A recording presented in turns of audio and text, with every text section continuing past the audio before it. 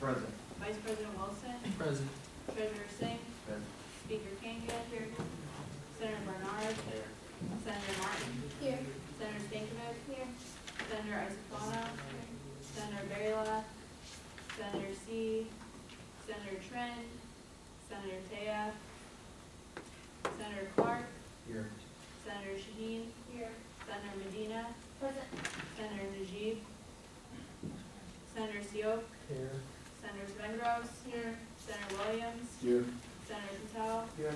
Senator Koja, Present. Senator Pichetti, Here. Senator Downer, Here. Senator Fink, Here. Senator Pedersen, President, Senator Kudi, Here. Director Jane, Present. Director Najar, Director Nowakowski, Director Stevens, Present. Senator Cruz, Present. and Advisor Johnson. Present. Okay, I'd like to open the floor to any announcements. Any announcements? None. Okay. Moving on to old business. Sorry. I have, I believe, two announcements. One is everybody knows we're taking a picture after the meeting. For the announcement. So, Okay, Secretary Gretsch has a question regarding the picture. So we're missing like 6 to 7 people, so I don't Okay. know if you would want to take a picture when you the Senate. But okay. it's up to you guys. Let's wait until we get our cam on. Alright, yeah. Sounds good. Okay, and what was the next announcement? The other one that I had was about, the Health and Wellness Center is doing a couple of, productions soon, so if anybody wants to get involved with that, just let me know. We might need some volunteers. Senator Patel. So I'm planning to do a course evaluation project on first week of April or last week of March. So I might need some volunteers for that, so like if anybody interested, please reach out to me. Any other announcements? Senator Pedersen. I'd like to let the Senate know that I'll be having a student org meet and greet so that student organizations can know who the representatives are. As you guys may or may not know, Nick Fink and I are the two student organization senators, so we will be at this event. It's going to be on April 6th. So we'd love to have any other senators come. Don't have any of the any other information other than that for you, but I will be getting that to the rest of the Senate. So we'd love to see you there April 6th. From 9 to 11. It's going to be in the Student Center. The Student Organization Meet and Greet. Great, thank you. Any other announcements? Okay. Will someone entertain a motion to ratify the meeting minutes from February 24th? Senator Fink. Move to ratify the meeting minutes from February 24th. Senator Medina. I second. Any discussion on the matter? Any objections? Hearing none, motion passes. So our friends from the Cleveland Metropolitan Housing Authority aren't here yet, but they are on their way, so is it possible to move on to our executive report update? President Cron? Sure. Thank you.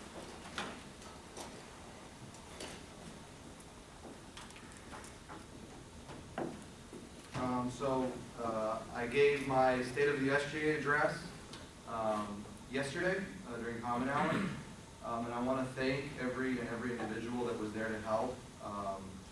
It actually means a whole lot that you're there to listen, to the progress that we've made, and that we could highlight the improvements that we've made and how we've redefined student government associations. So, when you show up to those things, it shows your commitment. It shows that you're committed to improving the student experience here at Cleveland State, that you're truly a representative, and that your purpose is to serve others. So thank you for all of your help with that. I think that it was a good turnout. I think that there were a few students there. There were also a few administration. So it was nice to be able to talk to them. And it's also on Facebook, Kyle? YouTube. YouTube? Yeah. It's on the Pinterest or something. I don't know how those things work. But it's important that we are explaining to the students what we're doing. Because if we're not making that effort, how can they understand exactly what student government does and what they're here for? So thank you again for your participation. And then I'd just like to update you on the meeting that we had with Representative Perilous. Perales and Representative Antonio. They are state representatives, and they both serve on the Finance Subcommittee on Higher Education. And so if you don't know what that is, they're responsible for distributing state funding to higher ed institutions. So if you don't know, Cleveland has about a $400 million operating budget. The majority of that is to cover the costs of salaries and benefits. So, you know, our professors, our administrators, that's where those costs go. So the university, we cover the majority of that through our instructional fee. We cover about 63% of that. $75 million of that comes from the state. And historically, that number has gone down. We're about 15% less than what we were in 2008. So what we're trying to relay to those two individuals, these two representatives on the committee, is that we want more buy-in for state funding. We want to move the burden of the cost from students and to the state level, state government funding. And I think that we were effective in doing that today. So one of the amendments that they were planning on making was to, I don't know if I've addressed this to the full body, but they essentially, they want universities to cover the full cost of textbooks, so that students don't have to pay those costs. But the way that they would do that is to charge a blanket fee to students of $300 per year. Who here pays $300 a year for their textbooks? Okay. So there are some students that absolutely do pay that money, but there's some that don't. Do people pay over $300? Okay. So the point we're trying to make is that, you know, number one, it wouldn't cover the costs for all students. And number two, it's shifting those costs from some students to others. And by doing that, by creating this $300 thing, it wouldn't actually cover the cost in their entirety. So it would take from other things.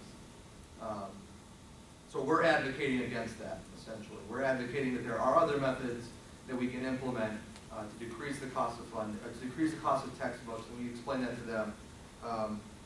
We also effectively explain to them that we would like to see more of that SSI money. That's the state share of instruction. That's that $75 million that we get. You know, that's reserved for all state institutions.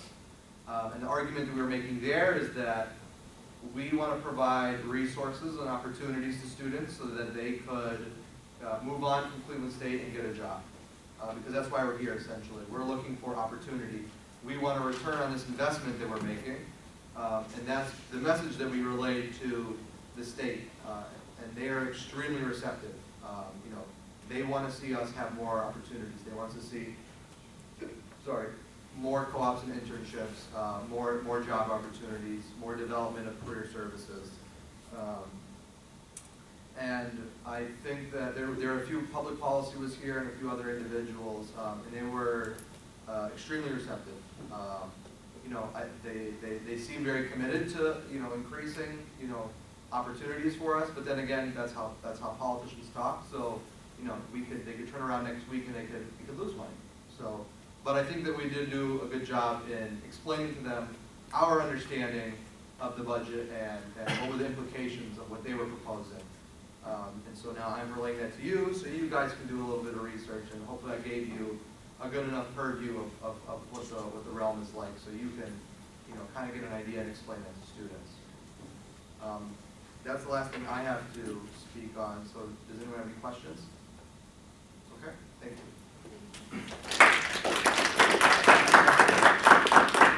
Okay, moving on to the public policy update, Vice President Wilson.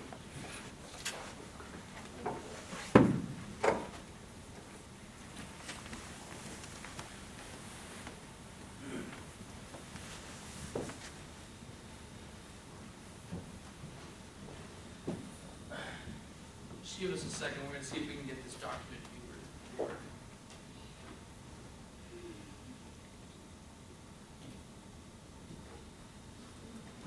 What's that? Yeah.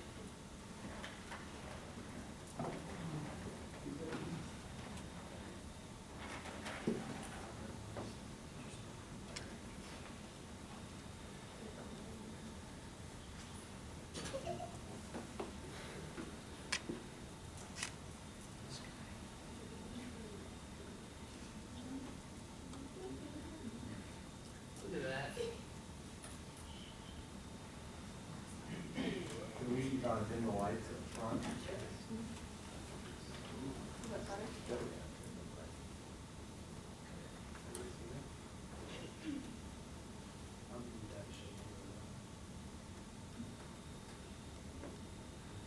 Everybody see that?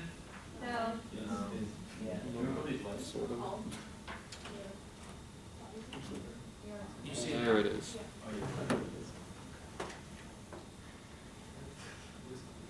Okay, so Public Policy Committee has been working on for a while 2 pieces of legislation to bring in front of the body as a whole. It was motion and second in committee, and then it was signed by every member of the committee, including myself. But we just wanted to bring it to you for reflection on the wording itself, so that way we can get it affirmed and passed through this body. So I'm going to go ahead and read it as we go. A resolution of the Student Government Association affirming continued support for student leadership scholarship positions and acknowledging their importance in sustaining a vibrant and engaged learning experience. Whereas student leadership scholarship positions have maintained a vital role at Cleveland State University for many years and continue to promote involvement among students who may not otherwise have the opportunity to learn and perfect a myriad of professional skills and organizational leadership techniques.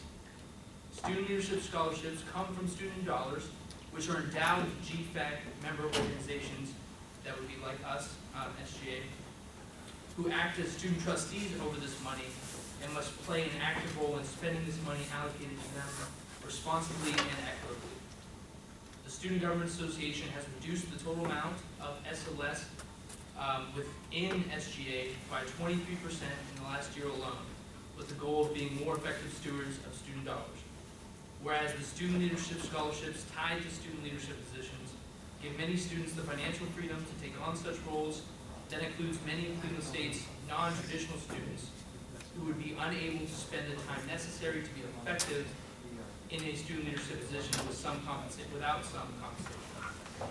The Student Government Association must act as a responsible steward of student dollars, ensure equitable competition among prospective student leadership scholarship recipients, and ensure that all students are able to share in a vibrant and engaged learning experience. So that is the language of our thing.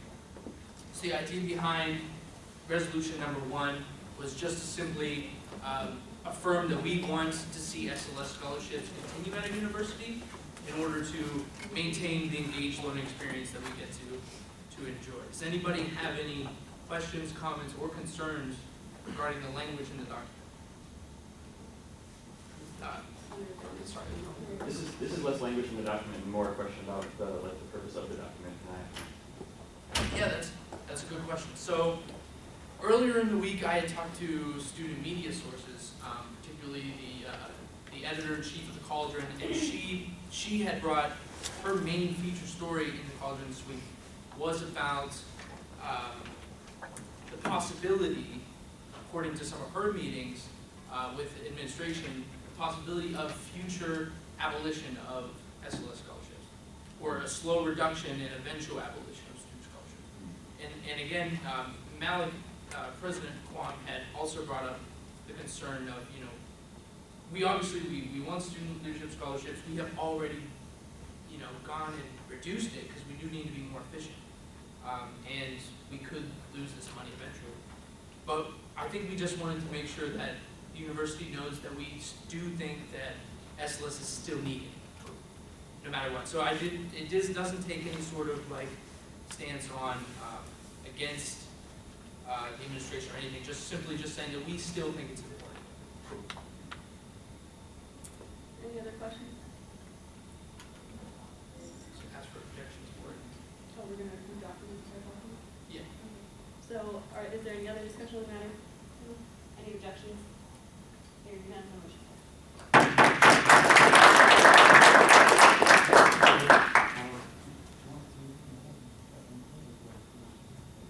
think we want to finish this and we'll move on. Okay.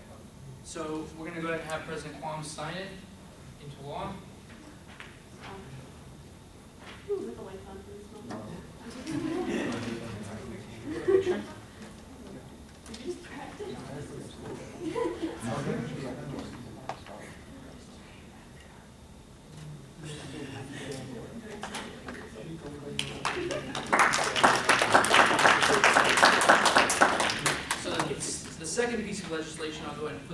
you guys. This one, if I see you guys falling asleep, I'm gonna have to come over and shake you. No, this is extremely interesting stuff, not really, but this is completely pertaining to what we had talked to the legislators about earlier today, which is the mandate in House Bill 49, Section 381.150, which requires the Board of Trustees at Cleveland State University to provide all instructional materials as defined in that portion of the bill. So we wanted to make sure, essentially, we wanted to affirm our position that we appreciate their sentiment in trying to find ways to reduce our costs associated with having a degree, but we don't support the way in which they went about doing it. So I'm going to read the whereas statements, and again, then I'll ask for corrections, comments, concerns. So this section mandates that the Board of Trustees of Cleveland State University and the other institutions of higher ed provide any and all instructional materials, including textbooks to students. CSU would likely charge all full-time students the maximum of $300 annually to offset some of these costs associated with providing the instructional materials, as outlined in the House bill. The Student Government Association fully endorses their commitment of the members of the Finance Subcommittee on Higher Education to explore ways of reducing costs associated with higher education, including but not limited to slowing the increase in tuition rates through freezes and other means. The Student Government Association has made it a top priority for the last 3 years to advocate for the reduction in the costs associated with instructional materials, including the cost of textbooks at CSU. The Student Government Association has promoted open access textbooks, resource sharing, reselling textbooks, and utilizing OhioLink to reduce the costs of purchasing instructional materials for students at Cleveland State University. Requiring every student to pay any amount impedes a student's right to choose where, how, and if they acquire instructional materials. It is the responsibility of SGA to ensure the highest quality experience here at CSU and to prevent any threat to the quality of education at CSU, including further budgetary impositions that would be needed to pay for the cost of any and all instructional materials, including textbooks. So, does anybody have any questions, comments, or concerns about the language in the second resolution on House Bill 49? No questions? Okay. Any other discussion on the matter? Any objections? Hearing none, the motion passes. So go ahead and have President Quam sign this into law as well, and then that'll end our update.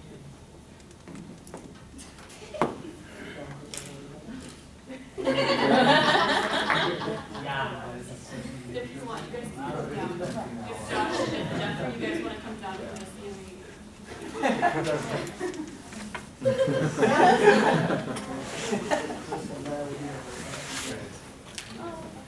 Thank you, guys. Okay, so we have Joshua Edmonds and Jeffrey Brown from the Cleveland Metropolitan Housing Authority, and they're just here to give some discussion on the topic. Before we go.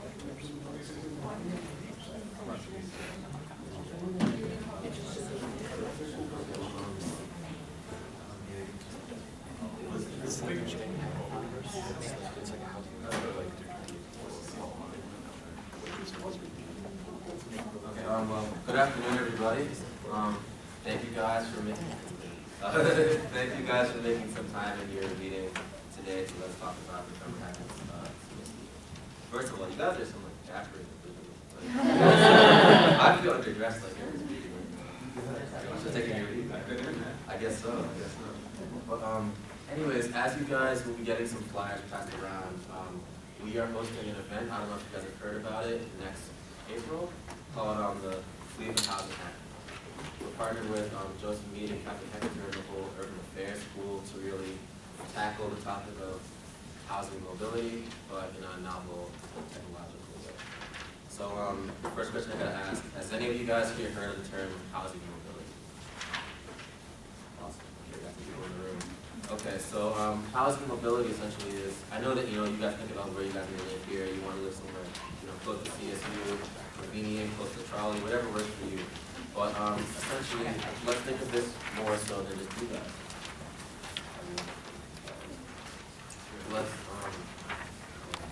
What if, the thing about it though is to say, really, you want to find somewhere essentially where you can live that gives you the best opportunity for success. Say you are, the best option you can use for this is say you are a low-income person finally getting a section of housing insurance. So you can finally really move almost anywhere in the county. You have more options where you decide to move. So say, but if you're say from Glenville, your mother's from Glenville, your grandfather's from Glenville, where are you first going to live? Glenville. It's comfortable, it's around there, but it may not be the best place for your success. What if you can move, say, 3 miles south, have access to better health care, better schools, transportation to work, where you can get a better job? We want to enable people to understand that, to really have better ideas and better choices so they can make decisions toward a happier, better life. So, by a show of hands also, how many people have heard of the term hackathon?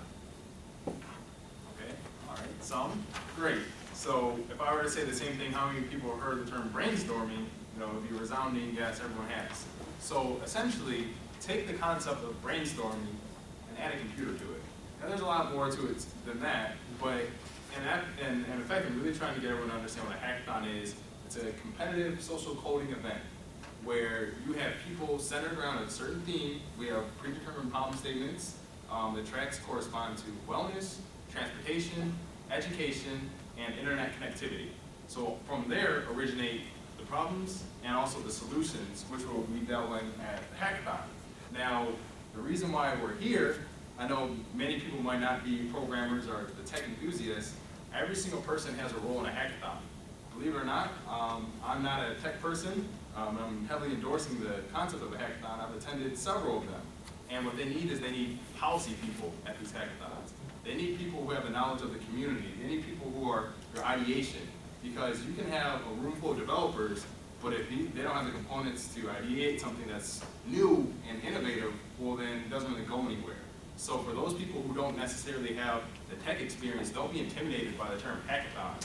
See it as a point where you can actually use your skills to catapult into making something that we don't have, especially around a topic of housing mobility. Because it is something that we've noticed that with our voucher holders, they go into heavily racialized communities where it's like high crime, not the best schools, and you have a voucher to move anywhere you want in Caldwell County. Caldwell County is huge, but yet we're finding this impoverished crescent where a lot of people end up using their voucher on, and some people came to us and said, I wish I never would have received a voucher to begin with because it's so terrible. So it's like taking that and essentially hacking choice, and the choices that we make to find a well-resourced community that better fits someone's needs based on who they are. It wouldn't make sense for me to take the person who doesn't have a car and tell them, oh man, Solon is a great neighborhood. And if they don't have a car, and then there's some parts of Solon that don't have sidewalks, is that really a great neighborhood for that person? So that's really like taking it and going deeper with it and being much more scientific where we're actually sending people or hoping they end up going. Right, so just like Josh said, we're really looking for a diverse audience. Everybody here has something to give. Whether you're a comp-sci major, whether you're a math major, whether you're into policy, no matter what it is, you all bring a specific insight and understanding that somebody else may not have. Because the thing about this, though we say this for housing mobility and for CMHA, this is a more direct look towards low-income individuals, kind of the forgotten population who has needs that you don't consider until you have them. Everybody needs somebody, and all what we're doing is pretty much giving you guys keys to information, to data, which will kind of help inform your choice. So I guess from there we can kind of open up to any questions and we'll go to anything else. And just to say, we are reaching out to other schools as well. Pretty much every college in the area. So they'll also be present, not to pit, you guys against BW or anything like that. I am saying that these other schools are going to be present, and it's going to be here at CSU, not in this building, but at the Linden College. So having it there, you guys have access to a whole lot of information and that network. So really pass along to your friends. But as I mentioned before, other schools and other teams are also going to be coming here as well to essentially come up with the best idea or process. We do have prizes there, and Jeff can actually touch on the prizes Oh yeah, thanks for reminding me, Josh. So we do have prizes to win. This is for a good cause, you know. We like to get passionate individuals who are looking towards, you know, whether it's bringing ideas or making solutions towards something, you know, for a better tomorrow. But at the same time, there is money to win here. So we have prizes for each of for all the four tracks: transportation, education, wellness, and internet connectivity, as well as a top technical and non-technical prize. So say you're maybe not a programmer, but you have a cool idea. You know that like when I'm looking for housing, even if it's student housing, you know, this is a big issue. Like an example for kind of the state of Section 8 option looking for a house if you're not just a low resource. Besides Craigslist, the leading option to find a house is called GoSection8.com. The term Section 8 has not been used with HUD and the federal government for at least 5 years. So really understanding that, it means that, you know, there's a need there, there's a clear pain point. So we have prizes there to help create incentive and diversify all of our ideas. But in general, past this, Jumpstart has agreed to help with ideation and funding afterwards. So say you have that weekend, it's a great idea, you won money, you didn't win money, but you say, I want to follow this through. Jumpstart will help you with that. Jumpstart has agreed to do market validation, business ideas, help connect with people with resources to help you further idea. And you know, depending on if you finish the program, they'll help you to accelerators. So this is something that you can spend a weekend on, or you can end up, you know, turning into a career if that's what you want to do. In addition to that, the Leading Foundation has pledged money as well for an innovation fund that we have to support research. So I know some of this may be foreign to you guys and be familiar, but either way, this opportunity to number one, make a positive impact, as well as, you know, find a new niche for yourself.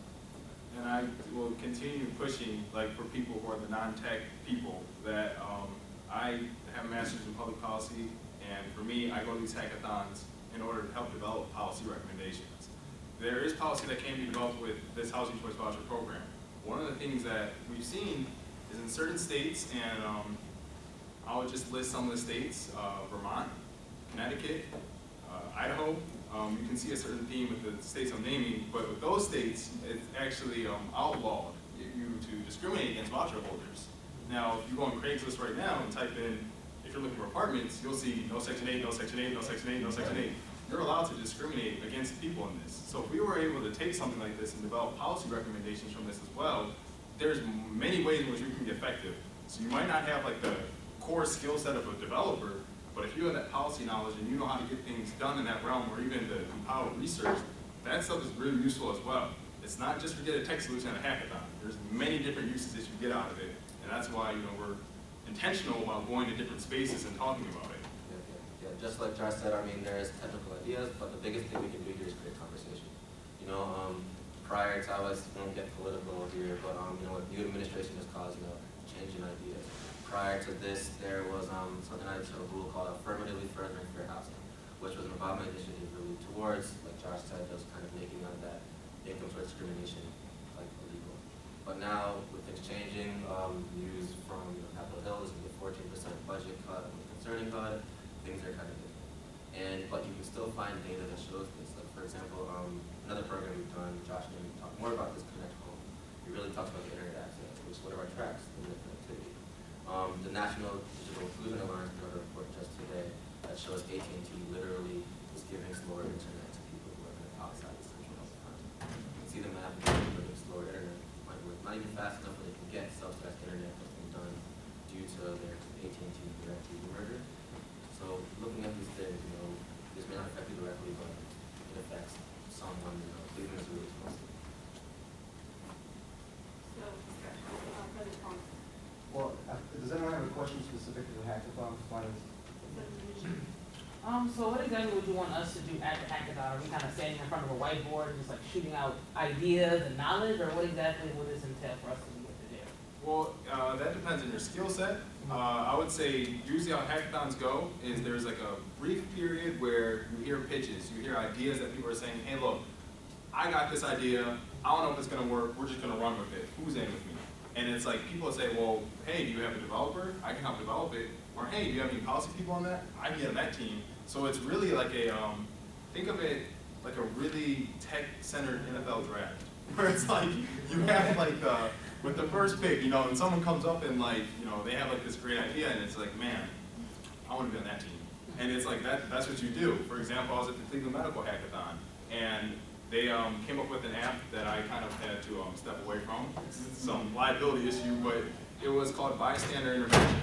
And the whole goal of it was if, let's say, with this opioid crisis that's going on right now, if I have EpiPen or something on me and someone's overdosing or something like that, there's like a notification that goes off.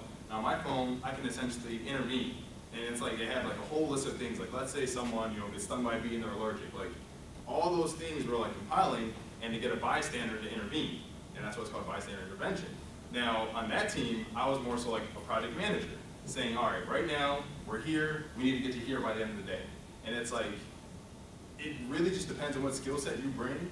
But at the same time, like I said, there's stages. Everyone comes in, we hear the ideas and kind of pour in. Some people come with like pre-picked like teams, and they already know what they're gonna do. But other people just kind of come like myself. I'm free-flowing. I just go to them and then say, man, I bet I could help out with that, and just open talks with people. Awesome, thank you. So, I think I'm starting to hit the picture from a technology standpoint. Are you guys looking for more like websites or applications or a mixture, whatever you want? And also, how finished are these things at the end of the hackathon? Are they actually complete? Because it seems like processing the amount of data you guys put from these is going to take a while. Yeah, I think, well, this is kind of a, I wouldn't say a cop-out answer, but it's really, you know, whatever you want. Like, follow your imagination, follow what ideas can come from this. This is, we're kind of, you know, touching and kind of heading to new frontiers of government organization in the hackathon.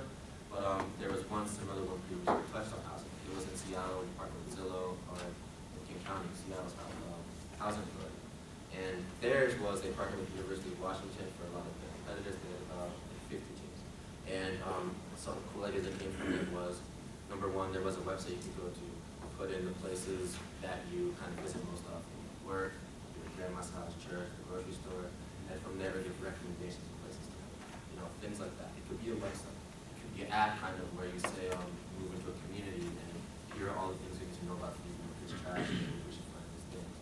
Whatever it is that is important and you know you find you're passionate about, that can really make an impact, that's what you should follow. It doesn't have to be an app, it could be an app, it could be a website, it could be a business plan. No matter what it is, as long as you know if you believe in it enough to pitch it, it's very 24 hours. And then like asking you guys before, to expect people to have a full functioning product after 24 hours, you know, that's kind of a lot to ask. Yeah. So the biggest thing is we want to, you know, understand the vision. There can be a skeleton on it. There can be something to say, here's what we have. But that's why kind of we have, you know, technical and non-technical prizes, all sorts of different things, because we'll take what we have from 24 hours, and that's an example of what you want to do. That's also why we made a big point to have that ongoing support afterwards, so that we can say, you know, if you say, yeah, I did 24 hours, what if I had 24 days or 24 months? Awesome. And I would just quickly add to that, like, that's where it was a skill. If anyone has a skill in communications, that's going to be extremely helpful because you could have the greatest app in the world, and if you're presenting this in front of a judge, and it's like, you know, they're not going to be like, oh, what the heck are you saying?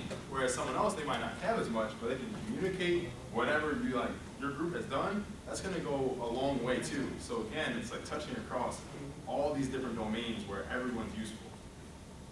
Okay, so I'm not sure, is there like a registration process that's required as well? Because I think a lot of members of SG would love to come out and represent NIC before we finish this agenda item. I think President Cohen and Senator Dunn and Kelly and Stacey think, but so we do have to register.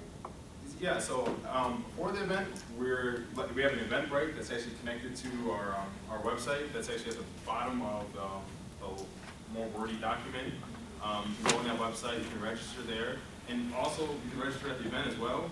It's just right now we're trying to get as many people to register, you know, beforehand, so that way on the day of the event, it's not like a super long process. Right. Sorry, what time is this going to start?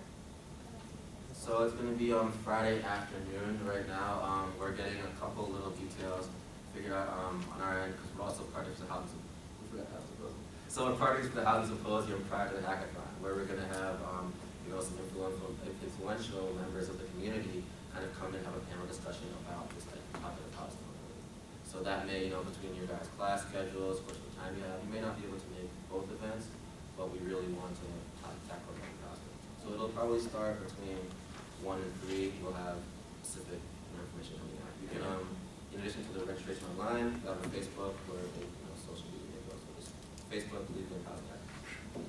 So, Senator Clark. Will representatives from these organizations be at this event? Yes, so the great thing that we've done thus far, and maybe even some of you who are more confident in this, we're offering mentorship opportunities as well. So we have reached out to an insurmountable amount of different organizations and agencies, and they've already pledged their support. We presented at Data Days Cleveland. It's a great event, sold out, and we got to present there, and it was just nonstop people saying, oh, I want to get involved, I want to get involved. So like, these are people who bring a lot of like knowledge to the field, and they're just there to serve as mentors and tell you, hey, have you thought about like this? Or check out this study done by the Federal Reserve. And then like, so it's like we've reached out to a lot of different organizations. I can't even count how many, but majority of them pledged like mentorship support to whatever project or initiative that you're interested in. So to close, I'm sorry, to close, why don't we go with Senator Downer and then President Kwong? Yeah, I was just gonna say this. So I like was introduced to these guys. It was Kathy Hexter, who they briefly mentioned, is my boss actually at the Center for Community Planning and Development over at Levin. And I was super into it when I heard. I had sort of, it had been on my radar, but I didn't know who was associated with it. So I was happy to sort of be looped into the conversation. I think it's a really good idea. As they sort of briefly mentioned, this happens in other cities with really interesting results, and often you can parlay it into sort of more funding. So if you do have an idea that catches fire, you can often make something really happen. I may or may not be the guy, like the Levin guy, who's going to be keeping the doors open and sort of administering the event, depending on whether or not my boss wants to go to sleep, which is likely. So if you guys have any further questions, you can reach out to me specifically. That's easier. Sounds good. President Kwong? So number one, I think this is an amazing idea. And even if you guys don't understand the realm of public housing, you can absolutely find your niche and just be engaged in the community. This doesn't necessarily mean you have to, understand the realm of public housing. Like you said, if you're good at communicating, you learn to develop those skills. You're going to be meeting with people in every sector because this requires a commitment from a very diverse sector. So I would absolutely promote this. And then the question I wanted to pose to you two, so I don't think that everyone has, a very large purview of public housing. So what is one of the largest stigmas about public housing you think you could clarify, or write the record on for us? So one of the largest, definitely might have a different point of view on this one, but I would say it's just those poor black people. Mm-hmm. And so one thing that I've been doing, I've been going through a program, it's called Family Self-Sufficiency. And what it does is it really takes like these voucher holders and allows them to maximize like their income by like allowing them to like put like added income in like an escrow account. And at the very end, like a year, they're able to like cash in on that. And eventually like they no longer require a voucher. But our vouchers are like very diverse. It's not just the black people who get them. And it's like, that's one thing that we're really hoping to diversify and have like these success stories like highlighted at the actual hackathon, like the having people who once had vouchers who are there, and people who currently have vouchers who are there as well, whether it be the veterans or just anyone else who's like in between. But it's like, we really want to attack that stigma head on and showcase that these people are, in many cases, sometimes sitting right next to you, or they're really involved in the community. We've had some amazing like stories that I've been able to highlight, and it's just like really hoping that those people can come to the event, which is kind of funny because it's rather indicative if they can't come, that mobility is still an issue, the fact that they can't even get to the hackathon. Okay. So it's like, we really, at least for me, I think that's like the biggest thing we want to attack, that it's not these poor black people at this, it's a very diverse thing, it affects a lot of people. We have over 15,000 voucher holders in Cleveland, and about 7,000 on the wait list. So it affects a lot of people, and it's a significant population. Just to add to that, like Josh said, we are Cuyahoga Metropolitan Housing Authority. We are the 7th largest in the country. We've been around for over 80 years, and our impact stretches more than just kind of people who are in poor situations. What we really do is we try to make outreach past just getting you in the house, but really hoping, nurturing you to have to do more. Positive things like the Stokes came from public housing. We're just on Cedar at 30. That's a historical landmark because of things that come from there. There's been many positive things that we do, besides housing in general, resident services, family self-sufficiency, partnerships with Cleveland Public Theater. What we do is really we do our best to improve lives in Cleveland, and that's kind of where it's at times. Thank you. Beautiful, thank you.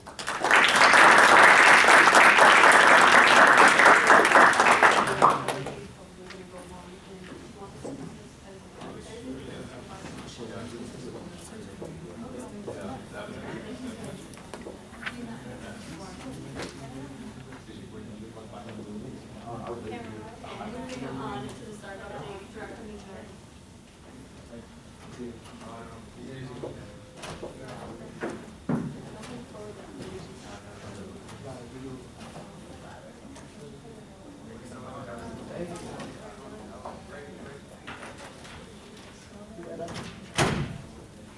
Hi guys, so sorry we did the last round of interviews and comparing the four centers into student government this semester. So we actually have 5. So yeah, we have 5 people entering.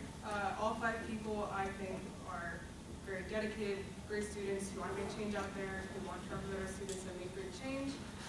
Just like the rest of us, built theirs very well. We imagine coming out of student government.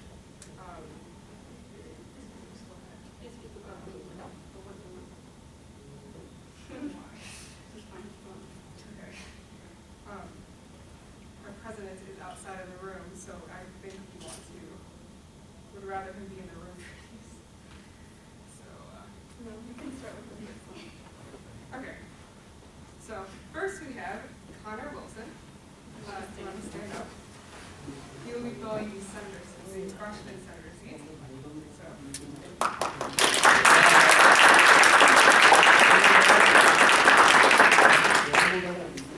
So if I mispronounce your name, I'm very sorry. Bryce Bechtel. Bechtel? Bechtel, yeah. Bechtel. Bryce Bechtel, who will be filling the sophomore seat. I don't even know if I got to update you on this, but originally he was going to have to be an honorary senator. However, the sophomore senator seat is open, so he will be the sophomore senator.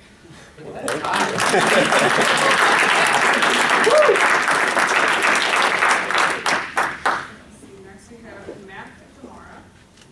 Stand. Did we pronounce that right? Huh? Did we pronounce the last name right? Gamara? Gamada. Yeah. Okay. Come on, I can roll my R's. He will be filling the graduate engineering seat. Thank you, Matt. Another senator who would usually be, like, his name is Vince Galassi. He can't be ratified unless he's here, so we'll just do the next time. But you guys see Vince, he'll be in here. He'll be filling out your comments.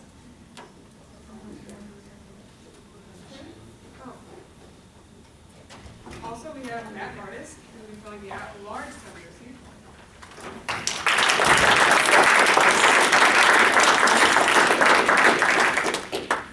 So our 6th new senator, last but not least, is Saeed Carly. He will be filling the senior senator seat.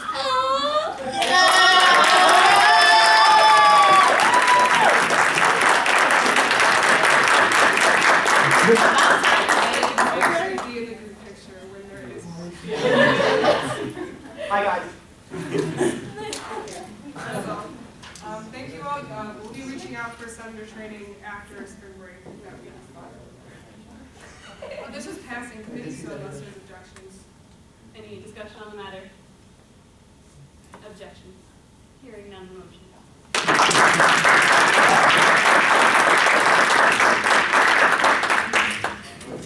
New senators, you're welcome to come forward and fill in the. You're no longer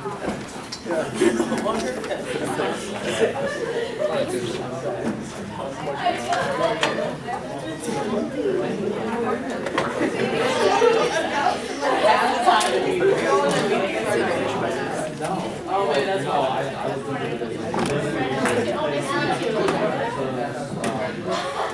You've all been caught. Oh, yeah, it's like the most. I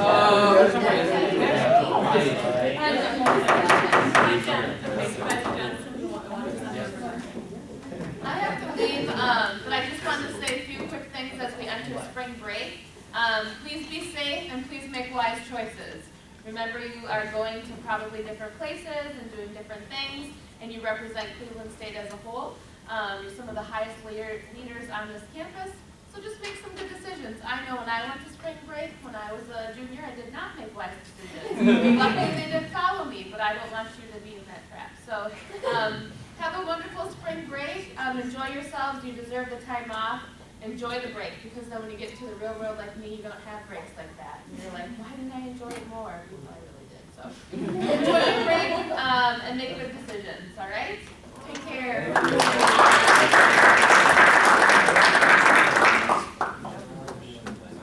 Hello, everyone.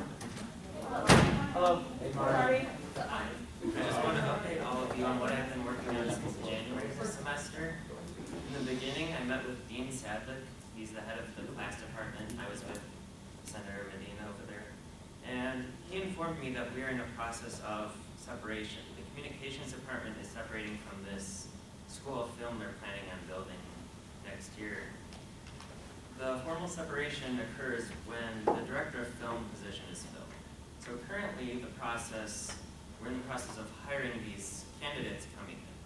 So what my job is I have to coordinate between faculty on the call committee and administration and these candidates who have no set date right now because 2 of them are from international locations and 2 are from other locations inside the U.S. So it's a complicated process, but part of my project is to arrange 4 separate forums where the students can engage with each of these candidates separately. So it's hard because we don't have set dates for when these people are coming into our university. It's part of their application process to fill this director position. So once this call committee has the date for me, then I can make a schedule with campus services or whatever. So as for the location of the film school, there's not very much updates on that yet. All I know is we're going to be working with IdeaStream, much like a partnership the theater department does with Playhouse Square. So it's going to be the same setup. Students get internships, they get involved, and hopefully we're thinking that might be the location, but there's several options in play. So we still have some work to do, and a lot of it is with this faculty call board. And once I'm coordinated with them more, I'll have more information for all of you. Another thing Dean Sadlick told me, just to keep you informed with everything, is he plans to have the number of film majors on campus double within 2 years. So with this independent film school, I'm pretty sure it's going to be up and running in 2 years. So keep your eyes open because we just got a state budget of $7 million last fall, around August. That was the first time I was at a meeting involved with this. And now we're pushing forward with the location. When that information is shared with me, I will let you guys know. I'm honored to work closely with CSU faculty for this project. This is a great experience for me, and I'm willing to share all the information I'm learning with all of you. I wish all of you the best of luck on your efforts to connect to this campus and make it better, because I know that's why we're all here. And I know we can change students' attitudes about this organization and the university, because there's this perception that we're just a small school or commuter campus who's going to go there. We're the ones making a difference, so get out there and let everyone know you're leaders, because we need to get that message out. And with things like the state of the SGA, we need more of that. Just keep the conversation going so people don't forget we're here. I hope we can all make this a part of our goals for the future, because when I was with Dean Sadlick, he told me that we're all working together to make CSU a brighter place. So I agree. So let's just prove it to the students that we are here to represent their needs. All right, thank you.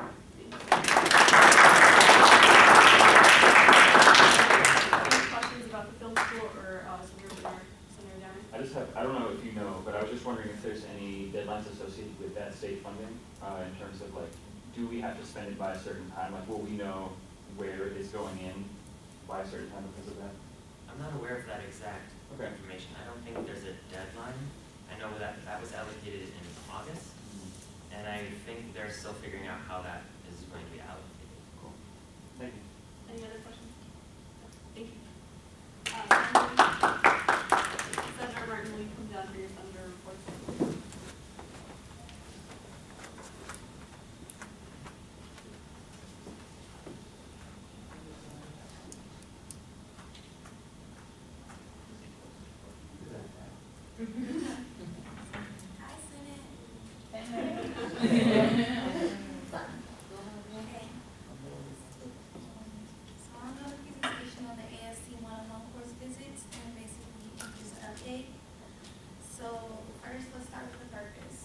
So I listed a couple of purposes that was the main objective for this project. And the first one was basically trying to address its retention rate.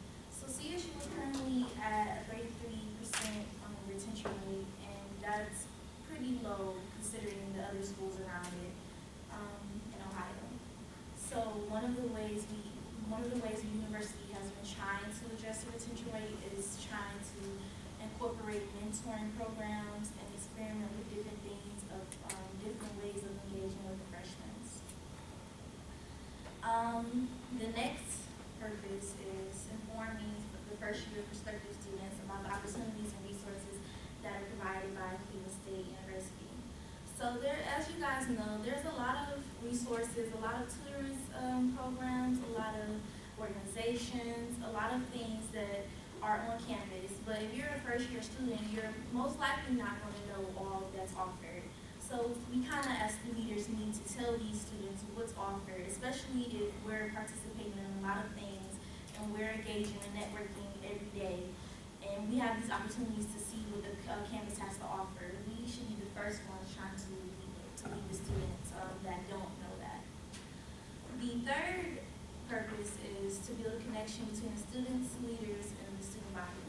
So as student leaders, we kind of want to have this strong connection with the rest of the student population, whether it's freshmen, sophomores, or any of the students on campus. So this is one of the ways to try to get SGA leaders, and not even just SGA leaders, but other students on campus to try to interact with the freshmen. The last purpose kind of correlates with the third purpose, is just to encourage student leaders to think of different ways to connect with the students on campus. This project that I had in mind that I did over this semester, it was kind of a way to kind of get the students to think about different methods of interacting with the freshmen, so not even just the freshmen, but other students. Just to get the students to think about, hey, we need more presentation for projects. We need things that will actually have this, basically have this